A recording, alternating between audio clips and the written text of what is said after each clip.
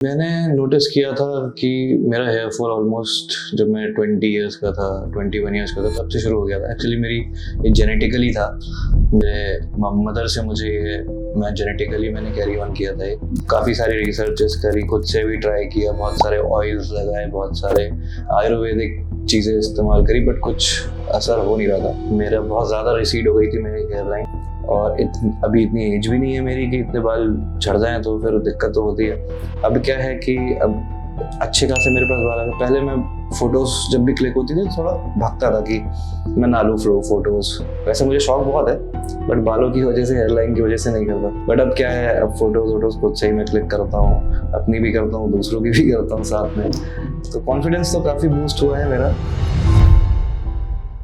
हाय, मेरा नाम निशित मिश्रा है और मैं 27 ईयर्स ओल्ड हूँ। मैंने नोटिस किया था कि मेरा हेयर फॉल ऑलमोस्ट जब मैं 20 इयर्स का था 21 इयर्स का था तब से शुरू हो गया था। एक्चुअली मेरी ये जेनेटिकली था। मेरे मदर से मुझे ये मैंने कैरी ऑन किया था ये। फिर उसके बाद मैंने काफ़ी सारी रिसर्चेस करी, खुद से भी ट्राई किया, बहुत सारे ऑयल्स लगाए, बहुत सारे आयुर्वेदिक चीज़ें इस्तेमाल करी, बट कुछ असर हो नहीं रहा था। फिर उसके बाद मैंने इंस्टाग्राम के थ्रू मैंने ये QHT के बारे में मुझे पता चला थोड़ा, तो मैंने रैंडमली ऐसे ही मैसेज करके कि पता करता हूँ, मैंने पता किया। तो उधर से मेरे को रिप्लाई आया इधर से कि आपको ऐसा ऐसा आप हमें फ़ोटोज़ भेजिए। तो फिर मैंने फ़ोटोज़ भेजी। फ़ोटोज़ भेजने के बाद मुझे वहाँ से रिप्लाई आया कि आपको इतने ग्राफ्ट्स की ज़रूरत है, आप आके एक बार विज़िट कर लीजिए। मैं आया, विज़िट किया। मैंने फर्स्ट जैसे आया मैंने विज़िट किया और मैंने उसी वक्त ट्रांसप्लांट करवा लिया था यहाँ पे। अभी फिर मैंने नवंबर 2023 में ट्रांसप्लांट कराया था। अभी मुझे ऑलमोस्ट 15 मंथ्स हो गए हैं और रिजल्ट्स तो आप लोग देख ही रहे होंगे। खैर, मेरा बहुत ज़्यादा रिसीड हो गई थी मेरी हेयर लाइन, मतलब। और अभी मेरी रिसेंटली वेडिंग भी थी, तो मेरा जो पर्पस यही था कि मेरी वेडिंग से पहले मेरे बाल आ जाएं। मुझे ऑलमोस्ट ये बताया गया था कि आपको 34 to 3500 ग्राफ्ट लगेंगे। यहाँ पे आके सबने चेक किया, फिर उसके बाद उसके अकॉर्डिंग मेरे को 3200 ग्राफ्ट्स पूरे इम्प्लांट हुए थे मेरे। सर्जरी मॉर्निंग से लेके मेरी सिंगल डे में ही पूरी सर्जरी हो गई थी। सुबह अर्ली मॉर्निंग से लेके रात तक मेरी सर्जरी हो गई थी।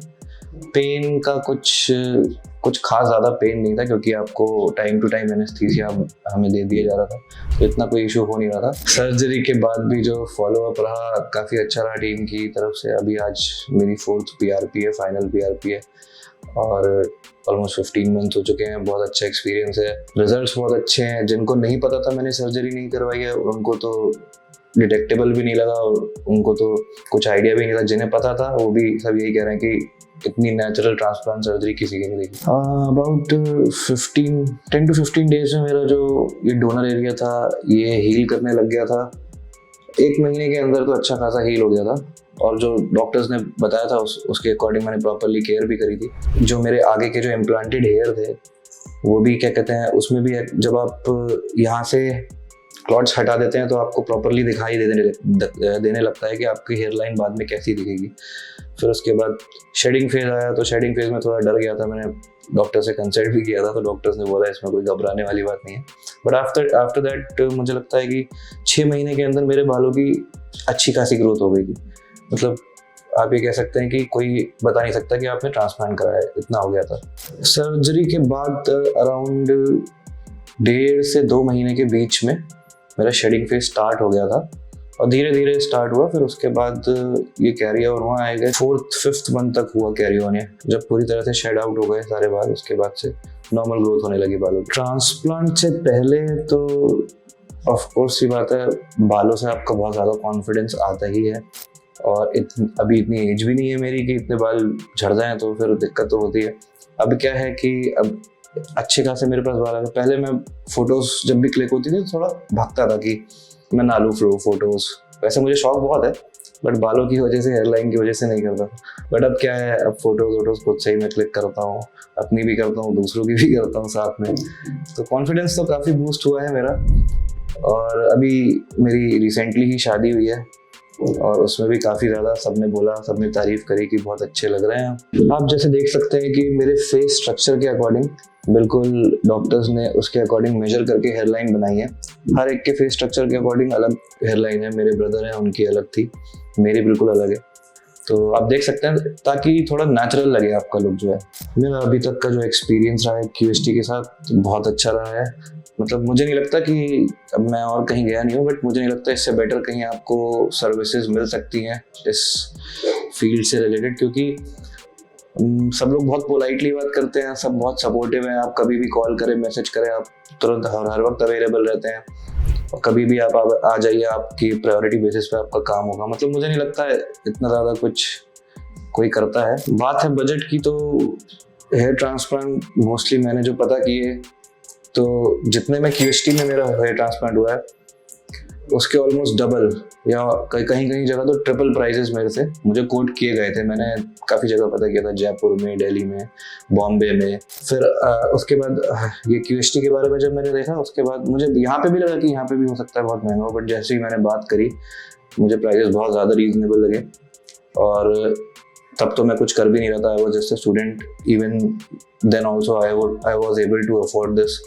तो काफ़ी अफोर्डेबल सर्विसेज हैं, और काफ़ी आप कह सकते हैं कि फुल पैकेज है। इसमें PRP भी मुझे मिला है, सब कुछ मिला है। अलग किसी और जगह आप जाएंगे, वहाँ पे ट्रांसप्लांट का अलग चार्ज करते हैं, PRPs अलग देते हैं, सब कुछ अलग रहता है। यहाँ पे सब एक होल पैकेज है, बहुत एफिशिएंट। बाकी जो लोग मेरी तरह हेयर फॉल की किसी भी तरह की प्रॉब्लम फेस कर रहे हैं, बहुत सारी प्रॉब्लम होती है हेयर फॉल रिलेटेड, तो यहाँ पे QHT में आप आ सकते हैं। मेरा एक्सपीरियंस बहुत अच्छा रहा है।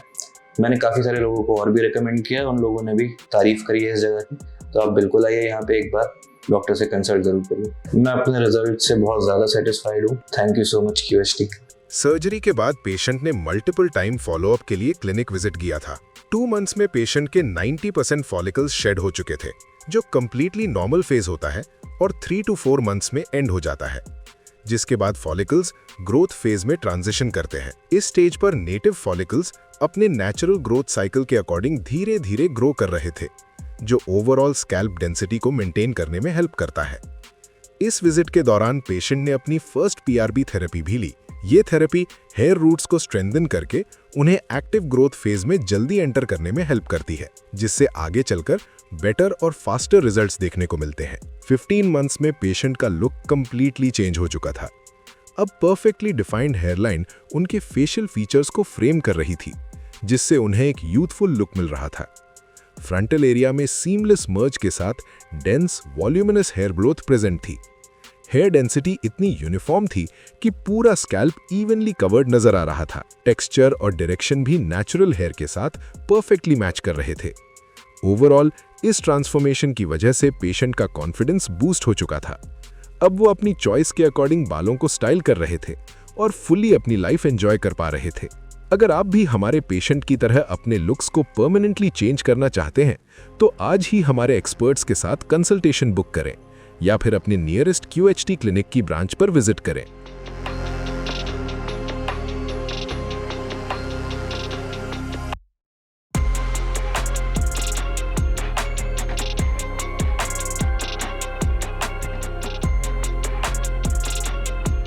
हेलो फ्रेंड्स, अगर आपने अभी तक हमारे चैनल को सब्सक्राइब नहीं किया है तो प्लीज इस वीडियो को लाइक कीजिए, शेयर कीजिए और हमारे चैनल को सब्सक्राइब कीजिए। और ध्यान रहे बेल आइकन दबाना ना भूलें, जिससे हमारे हर वीडियो का अपडेट आपको समय समय पर मिलता रहेगा।